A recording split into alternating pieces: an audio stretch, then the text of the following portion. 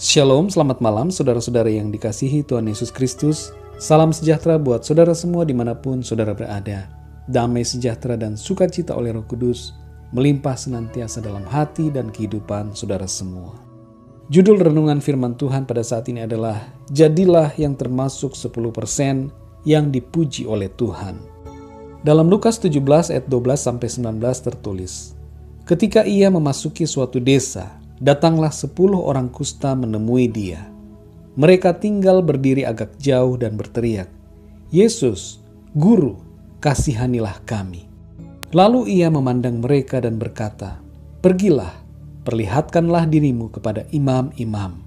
Dan sementara mereka di tengah jalan, mereka menjadi tahir.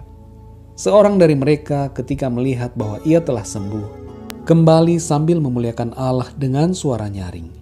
Lalu tersungkur di depan kaki Yesus dan mengucap syukur kepadanya. Orang itu adalah seorang Samaria. Lalu Yesus berkata, "Bukankah ke-10 orang tadi semuanya telah menjadi tahir? Di manakah yang 9 orang itu? Tidak adakah di antara mereka yang kembali untuk memuliakan Allah selain daripada orang asing ini?" Lalu ia berkata kepada orang itu, "Berdirilah dan pergilah. Imanmu telah menyelamatkan engkau." Demikianlah firman Tuhan. Saudara yang dikasihi Tuhan, dari 10 orang yang disembuhkan Tuhan, hanya 1 orang yang kembali kepadanya dan berterima kasih.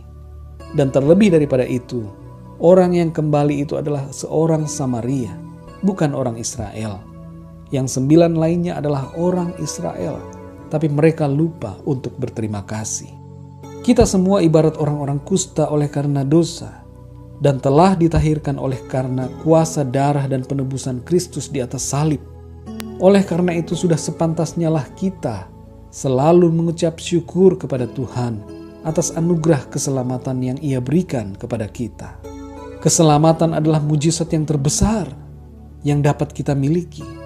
Oleh karena itu kita harus senantiasa mengucap syukur kepada Tuhan. Banyak orang Kristen yang masih hidup dalam keadaan lupa dan tidak tahu berterima kasih. Oleh karena fokus hidupnya berubah dari memikirkan perkara-perkara surgawi kepada perkara-perkara materi dan lahiriah. Lupa bahwa ia telah diselamatkan, dan anugerah keselamatan itu adalah anugerah yang terbesar yang dapat ia miliki. Banyak orang Kristen yang lupa berterima kasih sehingga hidupnya lebih banyak bersungut-sungut daripada bersyukur. Banyak dari kita yang seringkali lupa bahwa Tuhan telah menganugerahkan begitu banyak hal dalam hidup kita, tapi kita tidak menyadari dan tidak mengucap syukur. Saudara yang dikasihi Tuhan, kita seharusnya ingat untuk selalu bersyukur kepada Tuhan atas semua karyanya dalam hidup kita. Jangan sampai gaya hidup mengucap syukur itu malah dimiliki oleh orang-orang yang tidak beriman. Marilah kita tidak lagi menuntut atau mengklaim macam-macam kepada Tuhan, melainkan selalu bersyukur. Milikilah hati yang mengucap syukur. Jadilah yang termasuk 10% yang dipuji oleh Tuhan.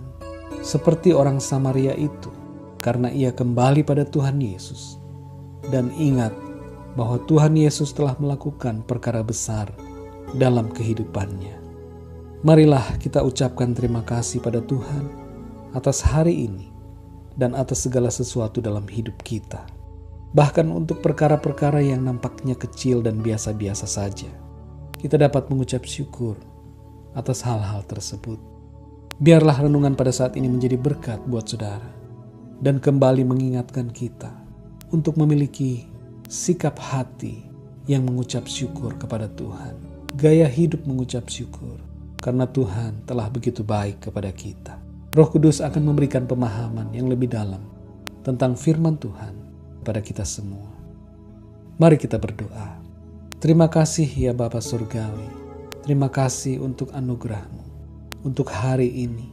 Terima kasih untuk pimpinan-Mu sepanjang hari ini dalam segala aktivitasku.